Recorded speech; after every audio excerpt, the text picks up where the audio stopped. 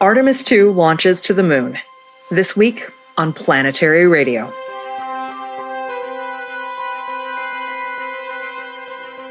I'm Sarah El-Ahmed of the Planetary Society, with more of the human adventure across our solar system and beyond. And boy, did we go beyond this week. 4 astronauts, Commander Reid Wiseman, pilot Victor Glover, and mission specialists Christina Koch and Jeremy Hansen are currently on their way to the moon, farther from Earth than any human beings have traveled in over 50 years. This week, we'll bring you the sounds of launch day and the voices of the people who lived it. We'll hear from engineers who built the spacecraft, Mark Tobias, who's chief engineer at Northrop Grumman, Jan-Henrik Horstmann, European Service Module team leader at the European Space Agency, and Debbie Korth, deputy manager of NASA's Orion program. We'll also get the view from the ground with U.S. Representative Mike Haridopolos and Senator and former astronaut Mark Kelly. Canadian Space Agency astronaut Joshua Kutryk tells us what it means for Canada that one of their own is headed into deep space for the very first time. Jake Bleacher, who's NASA's chief exploration scientist, and Lisa Carnell, director of biological and physical sciences at NASA's Science Mission Directorate, break down the cutting-edge research happening on this mission. NASA astronaut Steve Bowen shares what it feels like to watch a crew launch knowing exactly what they're going through. And Joel Kearns, NASA Deputy Associate Administrator for Exploration, reflects on what this moment means for the future of human spaceflight. Plus, Planetary Society Science Editor Asa Stahl and our digital community manager Amber Rose Trujillo share what it was actually like to be there on launch day. And of course, we'll wrap up the adventure with Planetary Society Chief Scientist Bruce Betts, who joins us for What's Up with a look at some of what we've learned about the moon since the Apollo era. If you love Planetary Radio and want to stay informed about the latest space discoveries, make sure you hit that subscribe button on your favorite podcasting platform. By subscribing, you'll never miss an episode filled with new and awe-inspiring ways to know the cosmos and our place within it. On April 1st, 2026, after years of engineering, testing, delays, and determination, the Space Launch System sat on Pad 39B at Kennedy Space Center, fueled and ready to leave Earth. Inside the Orion capsule, at the top of the stack, were 4 astronauts, 3 from NASA and 1 from the Canadian Space Agency.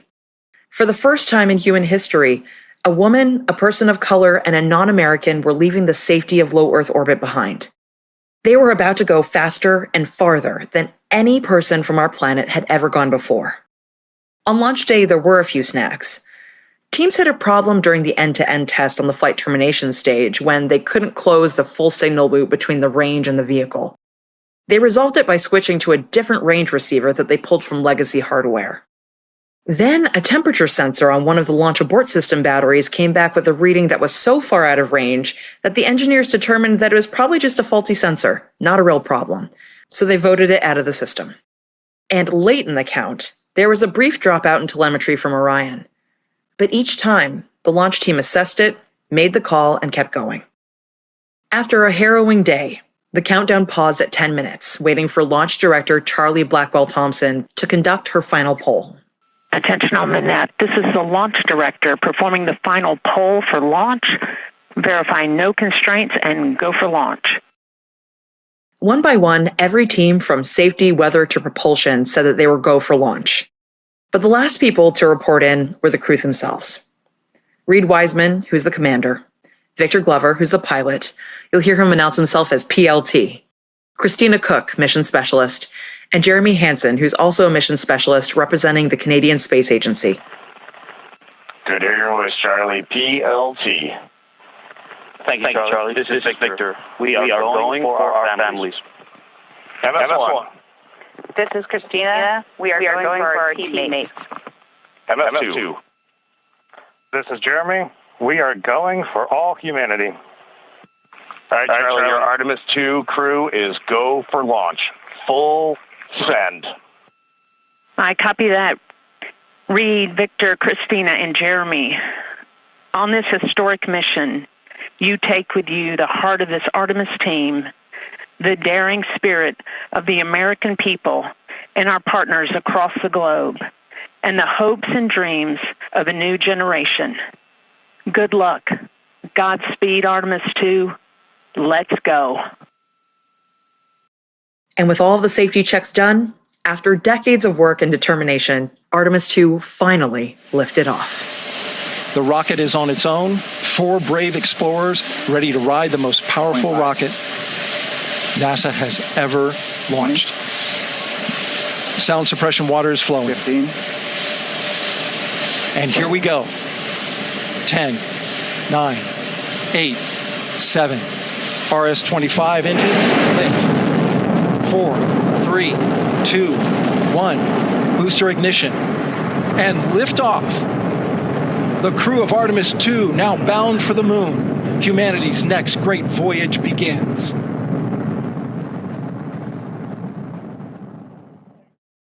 Among the thousands of people watching from the ground at Kennedy Space Center that day were 2 members of our own Planetary Society team.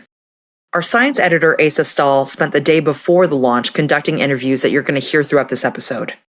And our digital community manager, Amber Rose Trujillo, was there in her role as Lockheed Martin's Orion ambassador. She co-hosted Tim Dodd's, better known as the Everyday Astronaut's, Artemis 2 livestream. Both of them watched the rocket climb into the sky together in person. I asked them what it was like to be there. Hey, Amber and Asa, welcome back. Hi. Hey, good to be back. I'm sure I'm not the only one out there who watched your reaction video, the 2 of you on the beach watching Artemis go up for the first time. This was my first rocket launch. What was it like actually being there and thinking to yourself, like, there are humans on that rocket and we're going back to the moon for the first time in over 50 years? So many different thoughts and emotions raced through my head. I think at first it was just completely being in awe at the beauty of it. It was so much brighter than I anticipated. So much more fire just curtaining out of the bottom of this thing. And then after, I think maybe the first 5 or 10 seconds, then I started vacillating between being in awe of it and just impressed by what was physically happening in front of me. And then concern, like, oh God, I hope this goes okay. Every single moment that works perfectly, that those astronauts are safe. And then I think just a complete thrill that it worked. It actually worked. Worked. And that all of this sort of optimism. I've been interviewing people all day and the day before, all these people involved in the science and who knew these astronauts personally. I'd gone to crew walkout earlier that day and saw these astronauts for myself, that, these aren't just people on the screen, they're real people. I saw them say goodbye to their families, and seeing that all of these people had such a sense of pride and excitement and accomplishment. And then to live the moment of that being realized, I just couldn't really contain myself.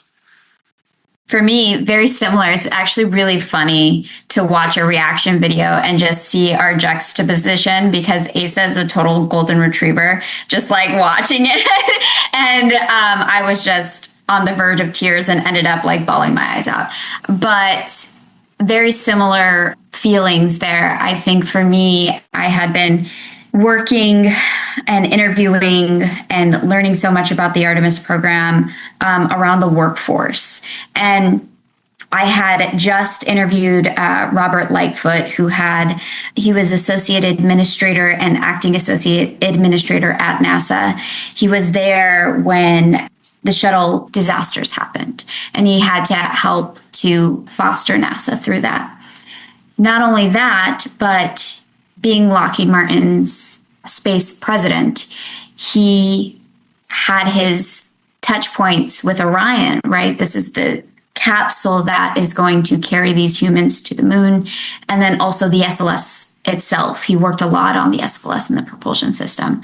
So to see his emotion and his anxiety about it, and it was like that throughout the whole workforce.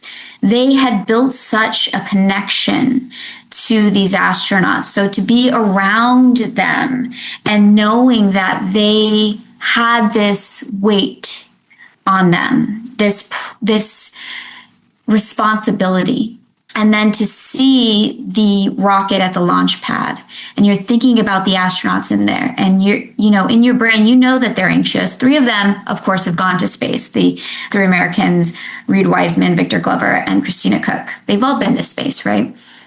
Jeremy Hansen from Canada had never been to space. That's not to say that, our American crew were not nervous. They were also the first humans to be on the SLS, right?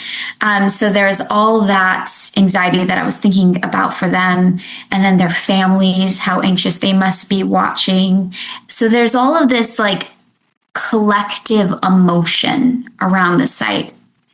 And before the launch happened, Asa and I were sitting waiting for the launch, right? Both of us were pretty nervous. And I hear something. We heard the millions of people on the Space Coast start to cheer from the press site 3.5 miles away. And that really was emotional. And yeah, I think once the planned hold for the 10-minute clock started to count down, started to get more and more real. And then the 6-minute mark passed, and that's the point where it's going to go. We all started to feel, I think, a little anxious. And then Asa started counting down, and I was just like freaking out watching, because I had built up all of this anxiety because I had so many people tell me, well, your wind is going to get knocked out because it's 8.8 million pounds of thrust, and it's going to be really, really intense. It was completely different than I thought. And it was loud. Oh my gosh. And bright. But yeah, watching the rocket take off, and you're just thinking about how these 4 humans have put their lives on the line for humanity to do their mission. To them, this is a mission. And it was just overwhelming to be thinking about all those things. And it looks so slow, and it looks surreal. It's hard to explain. And then you watch it go farther and farther, and you start to think about all of these things about please keep going. Please keep going. And please, I just disappear from the atmosphere. And then we saw the booster separation, and I was just at that point a mess. You watch, as my first rocket launch, you watch rocket launches on the screen, and you think you understand how it's going to be. It would be more intense watching a rocket launch in person. But I did not expect how intense it was going to be. It has stayed with me. I look at the moon and I start crying. I think the difference between seeing it on screen and seeing it in person cannot be overstated. Because when you see it on a screen, it's like watching a movie. And there's so many movies about space and about rocket launches. And it just feels like another sort of dramatic episode, right? But then when I actually went to crew walkout and saw the astronauts do the thing that should be in slow motion, right, in any movie, the drama is real. Like, it's not, they say that fact is stranger than fiction. Fact is also more dramatic than fiction. And to actually see the rocket leave the launch pad, and then you have to look back and see that it wasn't, that was still gone. It was as surreal as watching an entire building, as watching like the Empire State Building or the Statue of Liberty just rise into the air and leave.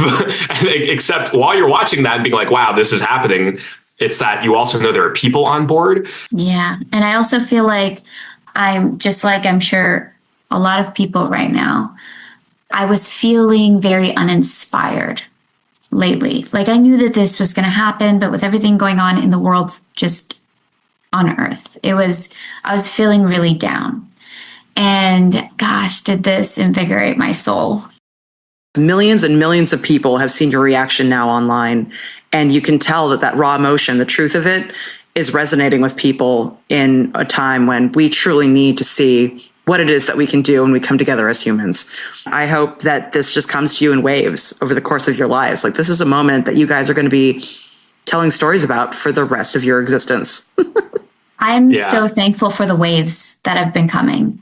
To feel the waves of inspiration has been phenomenal, right? Because it's been hard to feel it.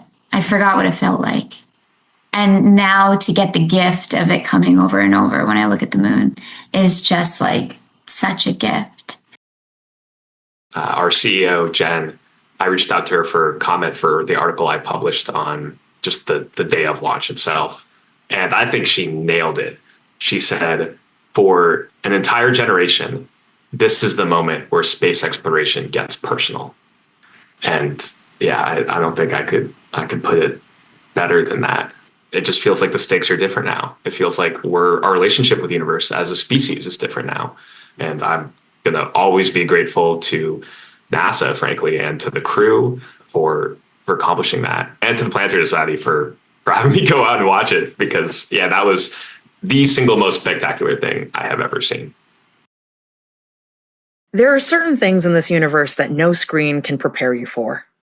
Standing in the path of totality as the moon swallows the sun, pressing your eye to the eyepiece and seeing Saturn's rings for the first time, actually seeing them hanging there, real.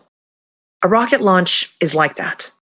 It's something you simply cannot understand until you've experienced it yourself.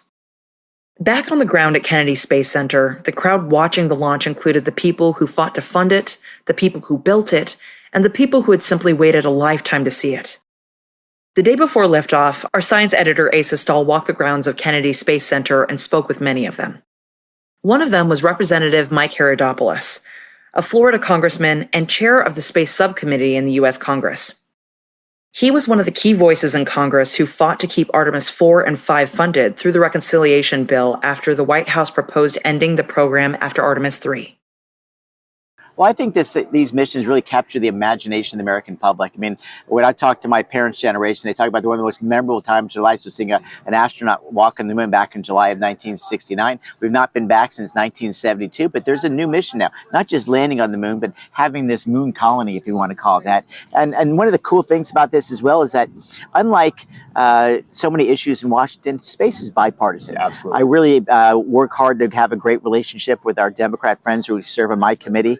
And we have a really good working relationship. And we just passed one of the big NASA bills unanimously, Democrats and Republicans. I actually offered a few amendments the Democrats wanted. And we work hand in glove because whether it be Republican or Democrats, these American heroes that are taking off today, we want to make sure we support them. If you could say any message to the astronauts on board right now, maybe just a few hours from leaving Earth and heading back to the moon for the first time in over 50 years, what would you say? Well, first I'd say Godspeed. I mean, you talk about the best of the best. You talk about competition, trying to beat another guy out to get the seat on the astronaut, another gal out on the ride here today. And these are the best of the best of America. And we have a Canadian on board as well. I mean, it's a true historic mission. And these folks have trained their entire life to do this. It's funny. I got asked you guys, will you ever take a ride in the moon? Of course, I'd love to do that.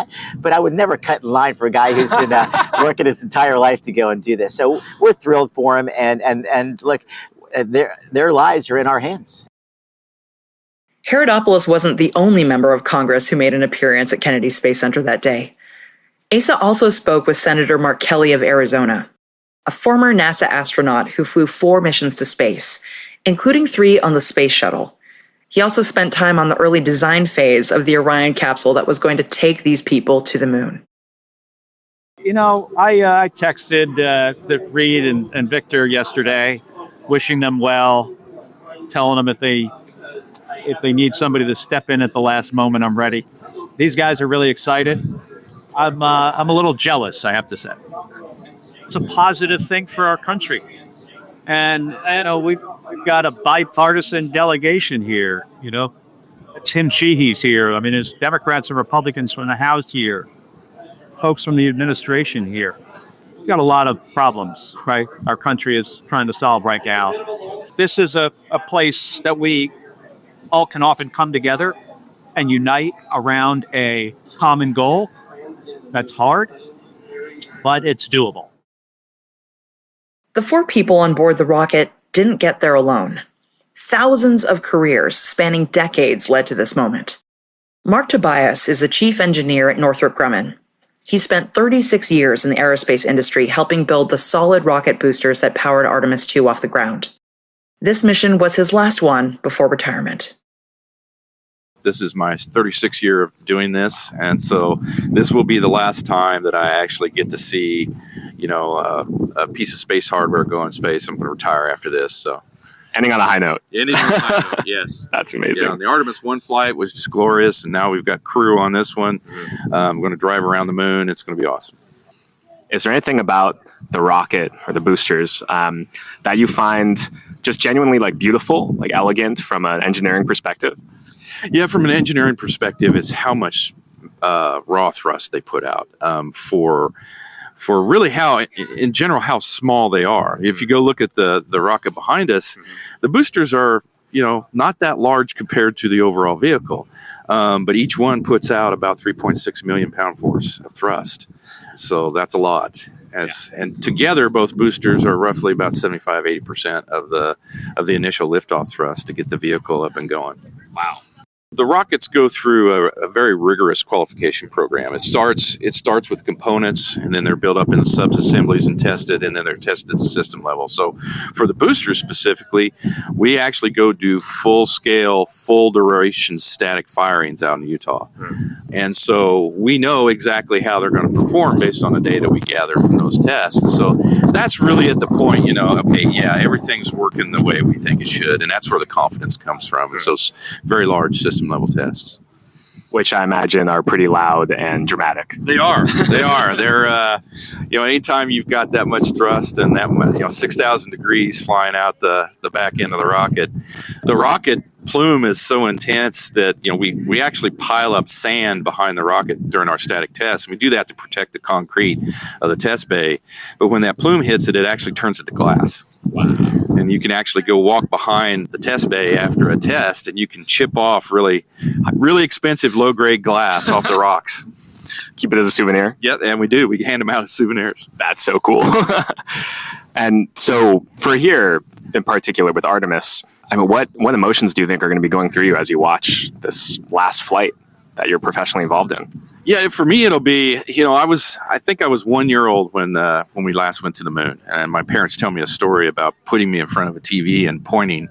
Obviously, I don't remember that. So this will be the actual first trip of humans to the moon that I actually remember and am intimately part of. So it's a great source of pride in supporting America's program, great sense of accomplishment in what our company and our team does for NASA's rocket, and then just personal pride in being part of it. Is there anything about this mission that you hope that the public gets the time to appreciate, or that you think could easily be overlooked but is significant? I hope they appreciate that space travel is not easy. It's hard. It's hard work. It's unforgiving work, and it doesn't tolerate mistakes. So there's a tremendous cast of folks behind the scenes that make this happen. Could be their neighbor, could be a friend that actually does it. Those folks are doing some great work for the country. Yeah. I'm sure it takes all kinds, and the whole space family. It does. It does. This mission doesn't just belong to the United States. Attached to the Orion capsule carrying those 4 astronauts is the European Service Module. That's a piece of hardware providing their power, propulsion, and life support. It was built by the European Space Agency. ESA spoke with Jan-Henrik Horstmann, ESA's European Service Module team leader. I've been working with ESA, with the European Space Agency, for 2.5 years now, but I have a track record in industry, so I've been on the program in industry a little while back too. And how does it feel to be finally here watching and seeing what could be, all these years of work finally coming to fruition? That's you've summarized it very well. It's a lot of pride, obviously, to be here for ESA, for the European Space Agency, with our service module now flying astronauts for the first time. This is what we've been working for more than 10 years. So it's really, really exciting. And how does it feel to hold that piece, that this is the part of the spacecraft that brings the crew home? It's a great honor for us. It's the first time that the European Space Agency provides a mission-critical element to NASA, and we are very proud for the trust that NASA has put in us to provide that vehicle. European Service Module provides electricity for the astronauts with the solar array wings. We provide water, drinking water, potable water. We provide oxygen for them to breathe. We make sure that they are cozy in their crew module with the thermal control system, and of course we have the propulsion system that gets them to the moon and back. Was there a particular moment when you were doing the integration, when you were putting this all together, where it really hit you like, wow, this thing that I've been working on for years is actually going to fly to the moon? Or maybe it was with Artemis 1, not with this one, but... So for me, it's a bit special because I was out of the program for some time. But I would say in January, when we rolled out the rocket and NASA obviously invited us to be there and celebrate, that was really overwhelming. It was an overwhelming feeling of pride, of excitement, of seeing it all come together. The whole stack with the launcher, the whole spacecraft. It's just, cannot put into words. For those who are maybe getting that wake-up call, who are going to see this launch and be like, oh, whoa, we're doing this. Is there any particular message you want to give them, or anything you want them to take away that might more easily get lost in the shuffle? I think it's often underestimated how much of an inspiration these sorts of missions bring. When I look at myself, Apollo was done 25 years when I was a kid. Still, it inspired me so much to see the footage of the moon landings and all of that. Inspired me to become an engineer and work in space ultimately. It could have been some other domain, but really to become an engineer. And it's for me also, it's a symbol of what we can achieve when we really, really try. And it's standing there. And on a personal note, I have my family here visiting, so with 2 sons. So I really hope that I can inspire them. We'll be right back with the rest of our coverage of the Artemis II launch after the short break. Hello, this is Jen Vaughn, your new CEO of the Planetary Society. I am deeply honored to be leading such an extraordinary organization. And one of the very first things I want to do while I get started is to get out to meet you, our members, in person. That's why I'm hitting the road for our 2026 Member Roundtable Tour, a series of small members-only gatherings where we can sit down together face-to-face. I want to hear what's on your mind, your questions, your ideas, and what matters most to you. And while we're together, I'll also give you a preview of the Planetary Society's new 5-year strategic vision. Our first stop will be Tempe, Arizona on Saturday, April 11th.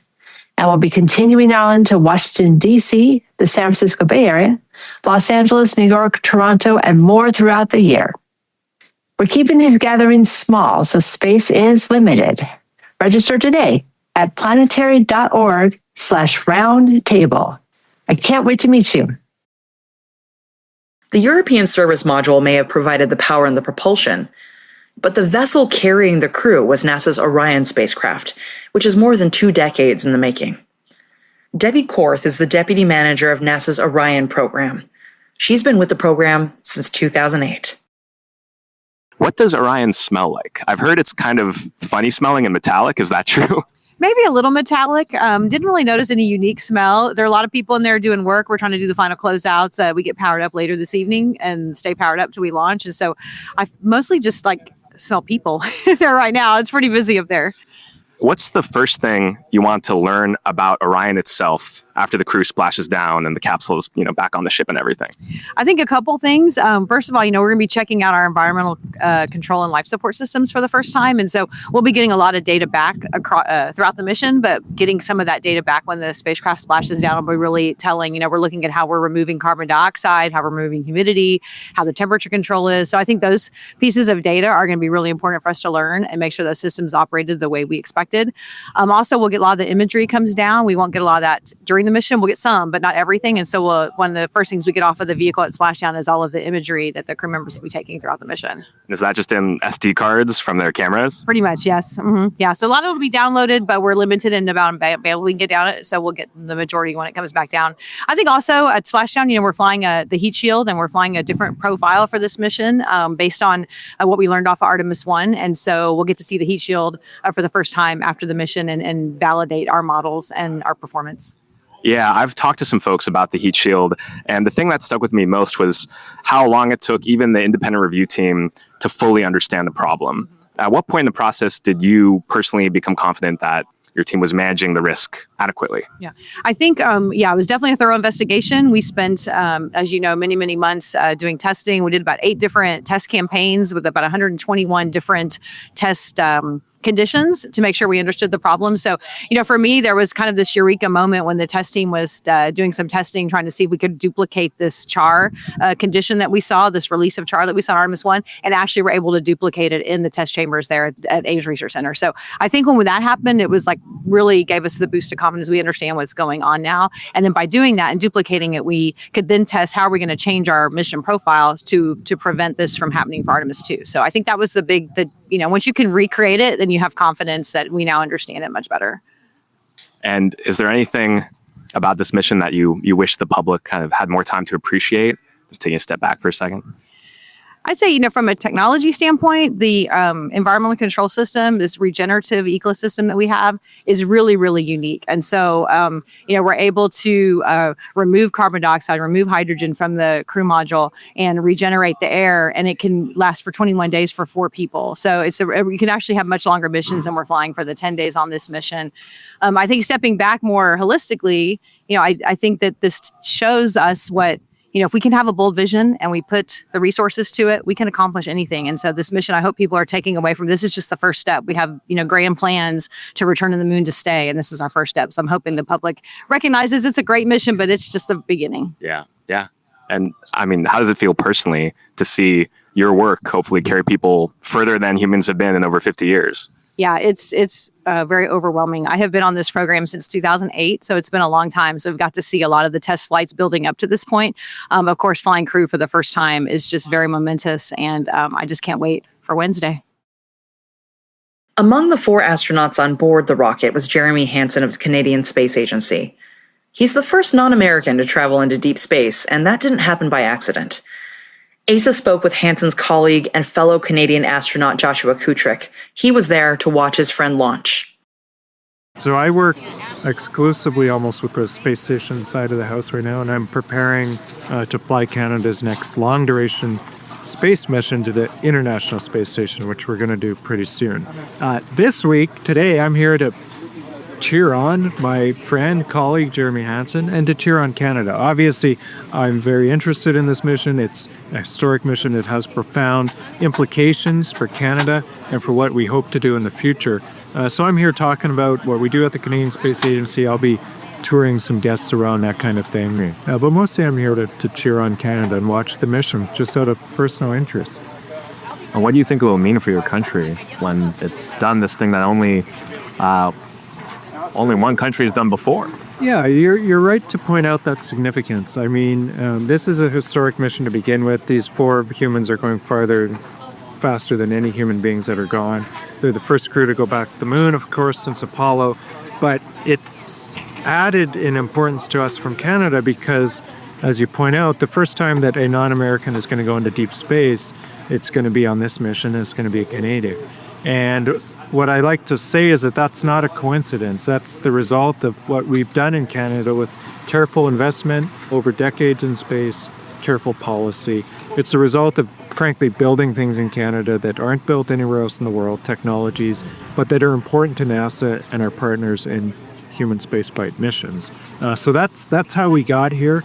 That's something that has brought a lot of benefit to Canada in terms of innovation and discovery. But it's also something that we're very interested in continuing. If Jeremy was here, he would tell you that his hope is that when we look at that mission, we look at that stack, and we watch it fly here in a couple of days, he hopes that none of us see that as the end achievement.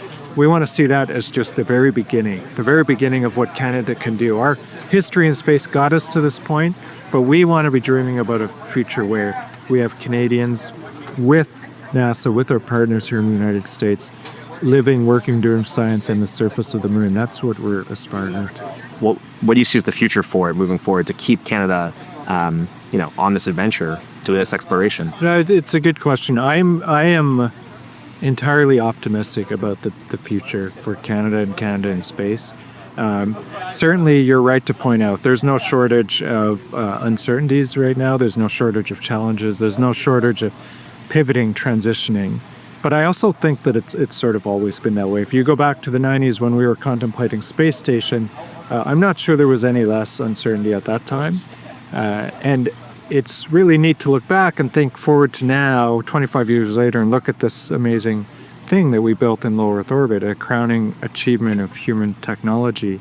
I believe, I certainly hope that the moon is going to be similar. There is a lot of uncertainty right now, but the fundamentals haven't changed. Fundamentally, in Canada, we have a historical proven ability to build, innovate space technology that's unique in the world and that is critical for enabling the next generation space exploration missions. Yes, we might have to pivot, we might have to transition, but we have that capability, we have that industrial base, that scientific base, that engineering base.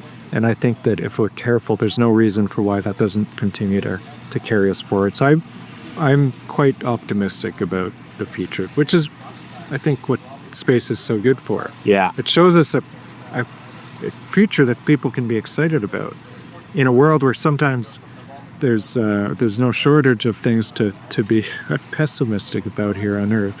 For people who are just tuning in for the first time, what would your message be?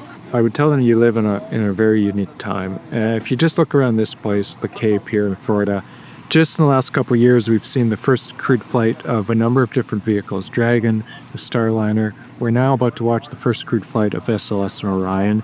Times, in terms of human spaceflight, are without parallel in the past. And that's especially true for a small country like Canada. So I tell them if you are interested in this, if you're a young person in Canada, for example, or in the United States, wherever you are, and you're interested in space exploration, working in spaceflight, the future really has never been brighter and should be able to get excited about that. Many people have spent decades working on the vehicle that made this mission possible. But once they actually get to the moon, what do they do there? Jake Bleacher is NASA's chief exploration scientist, and he's been thinking about this question for a really long time. What single question, if you had to pick one, would you most want to know the answer to scientifically about the moon that you think Artemis might help us answer? Well, I think if we can back way up, one of the reasons we want to go to the moon is to help understand questions about ourselves, about life. Why is life here? How did it form? Life is on Earth because we have an atmosphere and wind and rain and plate tectonics. But those processes also have erased all of our history of the time period when life got that foothold. So if we want to understand ourselves, big questions, the type of questions that NASA is asked to tackle, we actually need to leave Earth. We even need to go somewhere else. And the great thing is the moon, our celestial partner, has been watching the whole time that all these things have happened to the Earth. And it's been recording it. And those records are in the rocks. So that's why we need to go to the moon if we want to understand ourselves. And it's kind of the Rosetta Stone for us to interpret then the rest of the solar system. Is there anything in particular that you're hoping that they do manage to see and that you'd be curious to see the first image of? Well, I'm actually really curious about, we have a unique opportunity. If we launch on April 1st or 2nd, the Artemis 2 crew will actually experience an eclipse. So from their vantage point in the Orion, the moon will block the sun. Wow. And so they will have an opportunity to be the first people ever, if that were to occur, to see the solar corona off the edge of the moon. So that's just, really unique and really cool opportunity based on the timing of our mission. So I think that one's got my interest the most peaked right now. Is there anything that has changed for you personally as a result of being a part of this historic mission? I mean, do you feel like your relationship with the moon itself is different, or even just with humanity as a concept? That's a really good question. I think the thing that has impacted me the most is, flying our friends, our NASA family on this mission. We flew Artemis 1 already, and it was robotic. We didn't have anyone on board. But now, it gets real when you know the people personally who are on board. I think just the way our NASA family is integrating and working together to ensure that the mission is safe, and in particular, our astronauts are safe and bringing them home. I love to see that as the positive qualities in humankind. And it stretches beyond NASA because that involves partnerships with other countries globally. That's really my favorite aspect of this work that we do. It seems like the people who are involved in space exploration, space science at NASA talk about often how these activities for us as a species bring out the best in us. And it's hard not to be optimistic about all of humankind when you do them. But also, it seems like separately from that, in their personal experience, just the act of working on these missions together with these brilliant people who put their all into them just kind of gives you faith in humankind. Yeah, I think that's exactly right. I like the way you said it. It brings out the best in humankind, working together to solve hard problems. So we challenge ourselves, or we are given hard challenges as NASA. And so we lead the way, and we bring partners in to work with us and bring that best out of everybody. You may remember Lisa Carnell from last week's episode. Lisa is the director of biological and physical sciences at NASA's Science Mission Directorate, and she's spent 5 years trying to get her experiment on Artemis 2.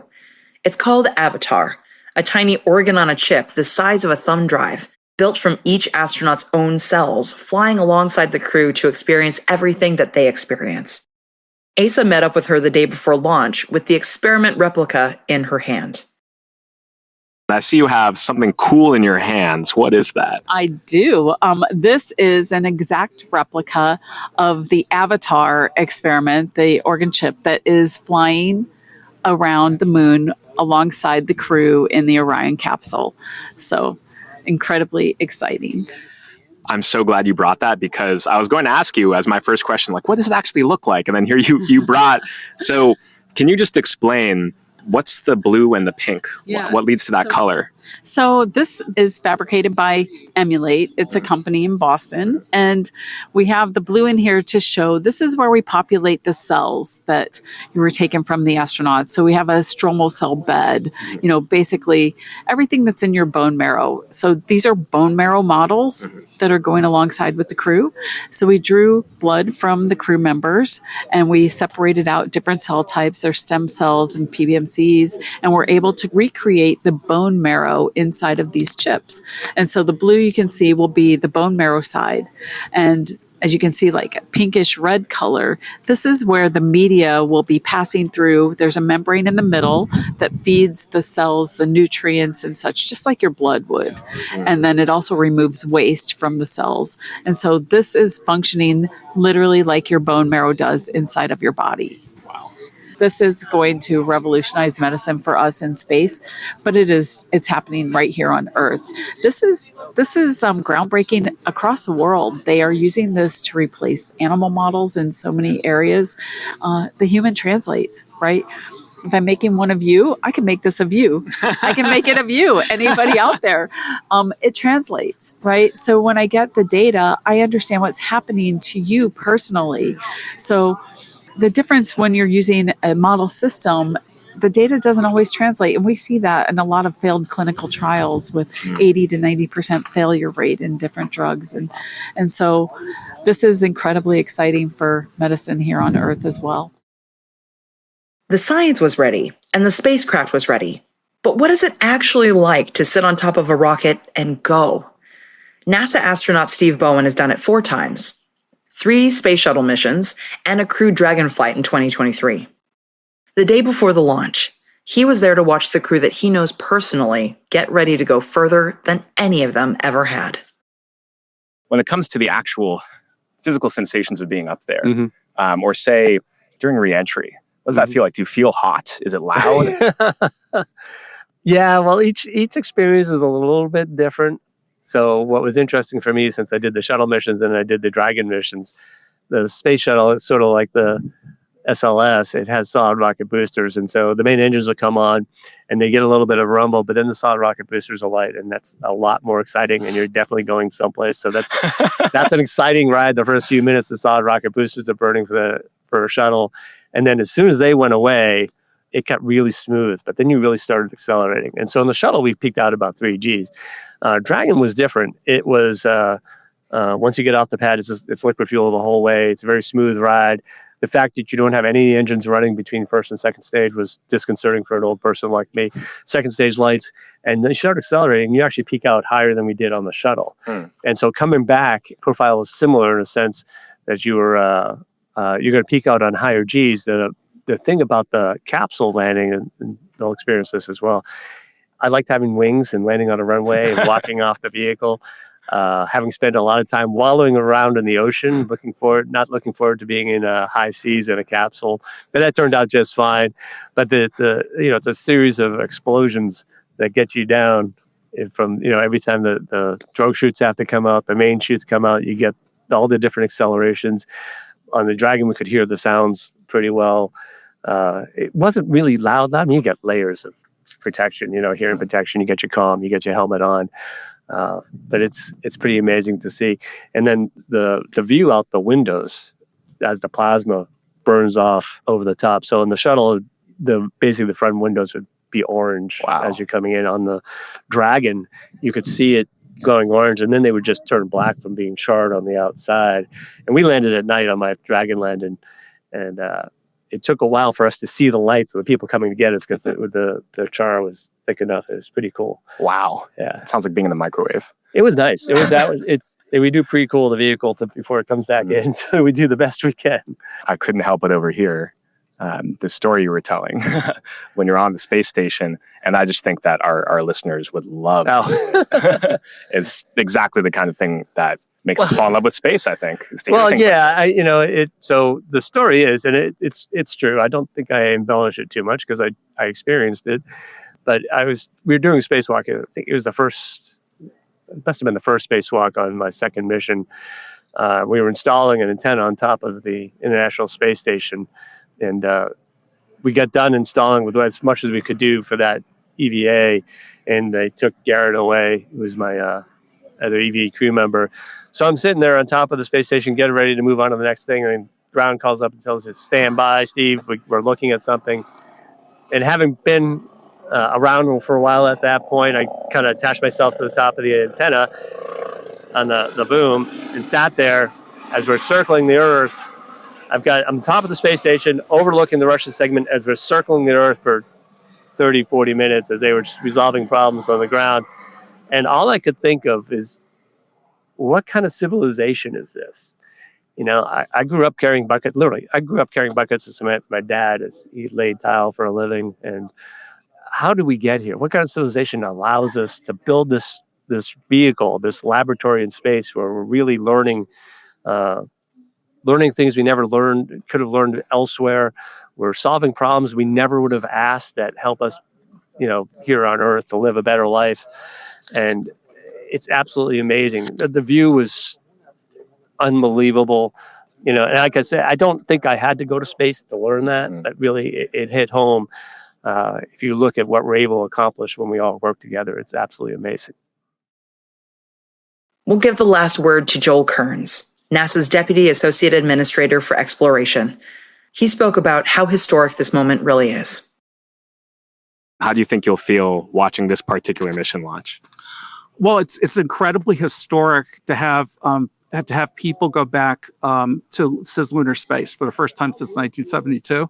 I used to watch the Apollo missions on TV, but I never got to go to a launch. I remember going to the Artemis 1 launch where we had investigations on Artemis 1 and thinking, wow, the next time I see this powerful rocket launch, we're going to have people on the top of it. And that is really, emotionally compelling. And of course, I also know what investigations are going to do. So I really want to get them into cislunar space so they can do that so we can get our science return from it. So, yeah. The people back home at Kennedy Space Center wish them well and promised to follow up as they continued on their 10-day mission around the moon and back. We're going to continue to follow the crew of the Artemis 2 mission. They are beginning their journey around the moon to verify the systems that will take us to its surface. An incredible ascent. Artemis 2 is underway. Reid Wiseman, Victor Glover, Christina, Koch, and Jeremy Hansen begin their journey to the moon. Still milestones to come up. We'll keep tabs on Integrity and its crew from here in Mission Control Houston. Integrity is the name that the crew gave the Orion spacecraft. And as with all first crewed flights of a new spacecraft, the early hours brought a few things to sort out. There was a brief communications dropout during a satellite handover that left Mission Control unable to hear the crew for a few minutes, although the crew could hear them from the ground the whole time. And there was a controller issue with the toilet that needed some troubleshooting. This is the first toilet to go beyond low Earth orbit as well, but mission specialist Christina Koch took care of it. A crossover valve connecting the water tanks had been shaken closed during the launch and needed to be reset. And a piece of electronics took a radiation hit, the same kind of transient issue that was seen on Artemis 1, but they caught it, and it was handled by onboard fault detection.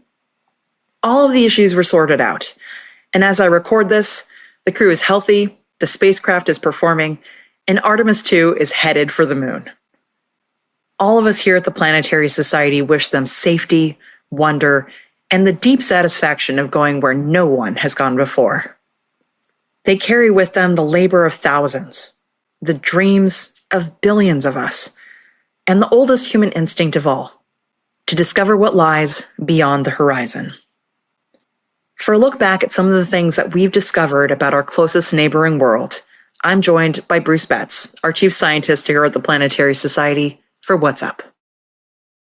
Hey, Bruce! Hello. We went to the moon. Or I guess they're on their way, but it worked. Road trip. It totally worked. It's super exciting. Very, very cool. See, it's because we weren't there to see the launch. That's why it went up on time this time. Exactly. Yep. You've learned. I'm very scientific about everything. I don't believe anything of that's pseudoscience. But after I attended my 5th or so launch where it didn't launch, I started to wonder. Yeah. I'd leave and then they launch the next day. That's typically it. So everyone made sure I didn't go to this one. Yeah. At least we got to be there to go see Artemis 1 try to launch. Yeah. But oh man, watching Amber and Asa's reaction to seeing their first rocket launch was one of the most heartwarming things I think I've ever seen. That was their first rocket launch? That was their first rocket launch, Bruce. Oh, no. I mean, it was really heartwarming anyway. I just assumed there were like humans on it, which we haven't done for a long time. I know, right? I think I'm going to be on like an emotional roller coaster for the next 10 days until the astronauts come home safely. But I don't know, man. We did it. After all this time, finally humans are going back to the moon. Maybe not to land, but eventually. But yeah, there's a lot that's happened in the last 50 years since we went to the moon, clearly. So I feel like we should take a little moment to talk about some of the things that we've learned about the moon in the last 50 years since humans last set their boots in that lunar regolith. God, 1972? It's been so long, Bruce. I know, I was there. Yeah. Well, not on the moon, but I watched the Apollo 17 launch. So it's so cool. Now I've watched this launch, so I feel like my life's been bookended. I'm a little worried. So anyway, we've learned a bunch of stuff about the moon. Particularly, I think the big one, which was really tied into using what Apollo learned, particularly in the rocks that were brought back, was that it distinguished between hypotheses and the one of where it came from and the one that just seems totally whack turns out to be the one that's true, which is the giant impact. So you had proto-Earth chilling, getting hit by little stuff, and then along came something not little, like possibly Mars-sized, and slammed into the Earth, stripped off outer layers, threw them up into space, and most of the stuff fell back to Earth, but some of it formed the moon, and you end up with this magma ocean covered moon, and that's been the theory that seems pretty wacky that actually makes sense and fits with what they found. We're finding some rocks that appear that maybe there was volcanism a little, not that long ago, just like 1 billion years ago instead of 2 or 3 billion years ago. Still, most of the place is 3.5, 4 billion years old. But that's why the moon, as I ramble on, the real significance of the moon for broad planetary science is that it preserves all these craters and the history of the early solar system, whereas Earth does that erosion thing and plate tectonics and makes things change over time. Whew. Sorry, I got excited. Well, we were just talking on the show maybe 2 months ago, I want to say, about how the moon has kind of preserved this record of things that have hit it before and what that's taught us about how water came to Earth. There's a lot that we can learn from those things. So I'm looking forward to people returning once more, collecting more samples. And it's a complicated thing, but can you imagine if we actually managed to build a lunar base and actually build a permanent presence on the moon? I don't know. I feel like now that I've seen Artemis 2 go up, I've got hopes. We're going to do this, Bruce. We'll see. It's they've got some hard tasks ahead of them and some currently rough time frames and limited budgets, and so we'll see. But it's certainly noble intentions and goals, and they may, because Artemis 2, it's doing great, and there's still a lot of great people working on these projects, making things happen, and it's pretty darn impressive. That football field length rocket going up. And did you see that launch yesterday?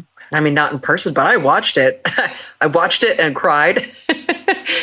That was such a cool moment, and now I just keep thinking, like, as we're talking right now, there are 4 people in the Orion capsule hurtling around the Earth, getting ready to go to the moon. Like right now, that's happening. What a time to be alive. All right, let's shall we move on? I'll keep us in the same general place, but I will still call this Random space fact. Rewind. The Apollo command module. Have you thought of that with 3 people in it relative to Orion with 4 people inside it? Orion is bigger. It has a 5-meter biggest diameter as opposed to Apollo command module at 3.9 meters, and Orion has about 30% more habitable volume, but 1 more astronaut. But most importantly, the real upgrade, I think, is they put a toilet in. I was going to say, I think the toilet is nice quality of life improvement. It is. It's, and I believe there's even a curtain, a tiny curtain. And of course, that's happening in the volume of a minivan or 2 equivalent. So they'll really get to know each other even more than they have. But they get a great view. Then it will smell a little weird in there. Anyway. That's all I got. That's what I got. Yep. So I will be boring and say, look up at the sky and think about the astronauts on the way to the moon and coming back from the moon and space. Thank you and good night. We've reached the end of this week's episode of Planetary Radio, but we'll be back next week with more space science and exploration. If you love the show, you can get Planetary Radio t-shirts at planetary.org/shop, along with lots of other cool spacey merchandise. Help others discover the passion, beauty, and joy of space science and exploration by leaving a review or a rating on platforms like Apple Podcasts and Spotify. Your feedback not only brightens our day, but helps other curious minds find their place in space through Planetary Radio. You can also send us your space thoughts, questions, and poetry at our email, planetaryradio@planetary.org. Or if you're a Planetary Society member, leave a comment in the Planetary Radio space in our online member community.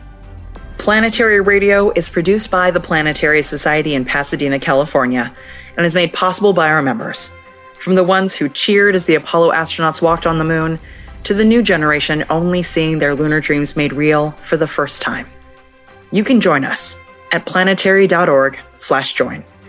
Mark Hilverda and Ray Paoletta are our associate producers. Casey Dreyer is the host of our monthly Space Policy Edition, and Matt Kaplan hosts our monthly Book Club Edition.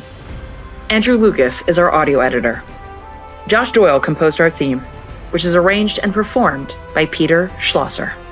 I'm Sarah El Ahmed, the host and producer of Planetary Radio. And until next week, we're going to the moon, everyone. Ad Lunam and Ad Astra.